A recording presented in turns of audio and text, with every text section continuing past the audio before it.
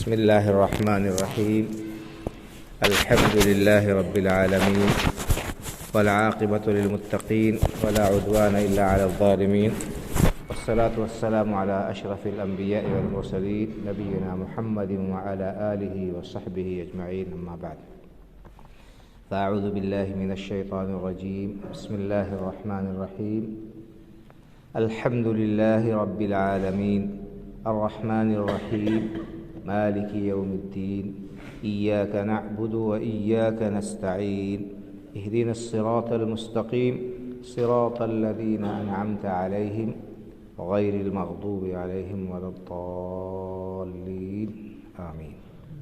رب اشرح لي صدري ويسر لي أمري واحلل عقدة من لساني يفقهوا قولي. سبحانك لا علم لنا إلا ما علمتنا إنك أنت العليم الحكيم. معزز حاضرین، ایک طویل وقفے کے بعد آپ حضرات کے سامنے کھڑے ہونے اور کچھ عرض کرنے کا موقع مل رہا ہے. اس سے پہلے اللہ رب العالمین کے فضل و کرم اور اس کی توفیق سے آپ کے سامنے ہفتہ واری درس چل رہا تھا، جس میں اللہ کے رسول صلی اللہ علیہ وسلم کی پیاری باتیں، آپ کے مبارک فرمان آپ کے سامنے پیش کیے جا رہے تھے. اب یہ جو سلسلہ شروع ہوا ہے تو میرے ذہن میں یہ بات آئی کہ کیوں نہ قرآن کریم کی ان چھوٹی چھوٹی صورتوں کی مختصر تشریح آپ کے سامنے کر دی جائے درس کی شکل میں، جو صورتیں ہم لوگ نماز میں پڑھتے ہیں. ہمیں یہ بات معلوم ہونی چاہیے کہ قرآن کریم اللہ رب العالمین نے اتارا ہے تاکہ ہم اس کے اندر غور و فکر کریں. اس کے اندر اللہ رب العالمین نے ہمیں کیا بتایا ہے اس کو سمجھیں اور اس سے عبرت اور نصیحت حاصل کریں.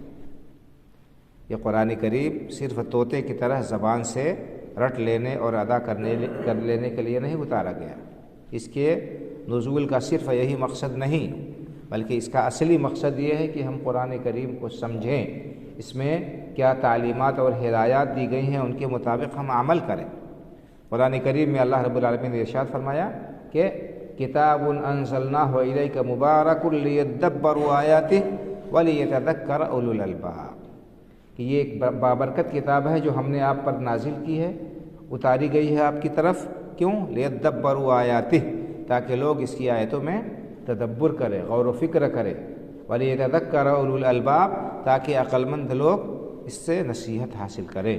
تو نصیحت حاصل کرنے کے لیے، غور و فکر کرنے کے لیے، عمل کے لیے کتاب اتاری گئی. اللہ رب العالمین نے مذمت کی ہے ان لوگوں کی جو قرآن کریم کو سمجھتے نہیں ہیں. اللہ رب العالمین نے فرمایا افلا یتدبرون القرآن ام علی قلوب اقفالها، لوگ قرآن میں غور و فکر کیوں نہیں کرتے؟ قرآن کو سمجھتے کیوں نہیں؟ کیا ان کے دلوں پر تالے لگے ہوئے ہیں؟ تو جو لوگ یعنی قرآن کو نہیں سمجھنے کی کوشش کرتے ہیں ان کی اس میں مذمت ہے، اور قرآن کریم کے نزول کا مقصد فوت ہو رہا ہے. قرآن کریم کو اگر ہم سمجھتے، اس کے معنی و مفہوم کو اگر ہم سمجھتے، تو ہمارے اندر یہ جو سستی و کمزوری پائی جاتی ہے، دین سے دوری پائی جاتی ہے، اور بہت سے لوگوں کے ہاں جو عقیدے میں فساد اور بگاڑ پایا جاتا ہے، معاملات ہمارے جو پٹری سے اتر گئے ہیں، یہ سب ختم ہو جاتے ہیں. آپ دیکھ لیجئے کہ قرآن کریم کا نزول جس وقت ہوا اس وقت عرب کا ماحول اور معاشرہ کیا تھا، اور اس وقت مکہ کی اہل عرب کی کیا حالت تھی. لیکن اس قرآن کریم کے نزول کے بعد ان کا کیا حال ہوا، ان کی کیسے کایا پلٹ گئی. اور وہی قوم جس کا دنیا کی متمدن قوموں میں کوئی شمار و قطار نہیں تھا، جو انتہائی پست مانے جاتے تھے اور جن کے ہاں ہر طرح کی خرابیاں اور بگاڑ پائے جاتے تھے، وہ امام بن گئے، قوموں کے امام بن گئے، اور ان کے اخلاق درست ہو گئے، ان کے معاملات درست ہو گئے، وہ لوگوں کے لیے اسوہ اور نمونہ ہو گئے. تو اگر ہم قرآن کریم کو واقعی پڑھیں اور سمجھیں اور اس پر عمل کریں تو ہماری دنیا بھی سنور جائے اور آخرت میں بھی اس کا ہمیں اجر و ثواب یقیناً ملے گا. تو بہرحال یہ مختصر سی تمہید تھی. آج سے انشاءاللہ ہم شروع کریں گے قرآن کریم کی تفسیر.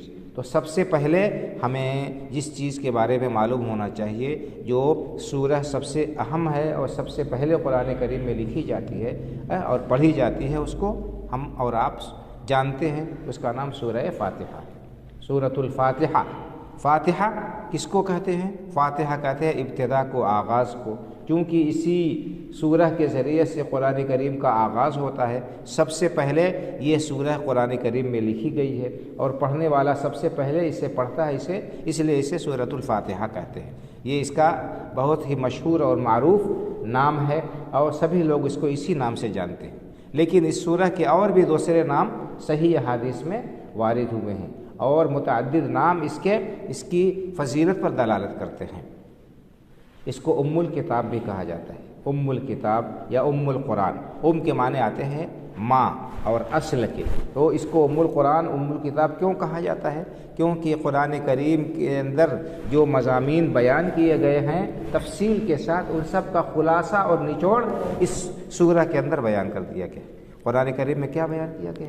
اللہ رب العالمین کی وحدانیت کا بیان ہے، رسول اللہ صلی اللہ علیہ وسلم کی رسالت کا بیان ہے، آخرت کا بیان ہے اور دین اسلام کی تفصیل بیان کی گئی ہے. تو یہ ساری باتیں اختصار کے ساتھ اس کے اندر، اس سورہ کے اندر سمیٹ دی گئی ہیں. گویا کہ قرآن کریم کے تمام مضامین کا خلاصہ اور دیباچہ کہہ لیجیے یا مقدمہ یہ سورہ ہے، اس لیے اس کو ام القرآن بھی کہتے ہیں. اور اسی طرح سے اس کا نام السبع المثانی بھی ہے. اس کے اندر 7 آیتیں ہیں جو بار بار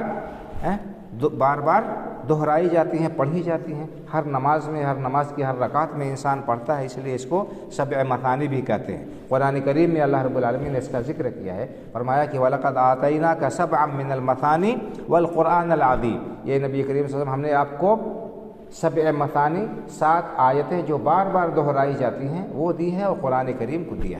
وہ ہے سورہ فاتحہ بھی قرآن میں ہے لیکن اس کو خصوصیت سے ذکر کیا ہے، تو اس سے اس کی فضیلت ثابت ہوتی ہے. اسی طرح سے اس سورہ کا نام سورہ شافیہ بھی ہے، شافیہ اور کافیہ.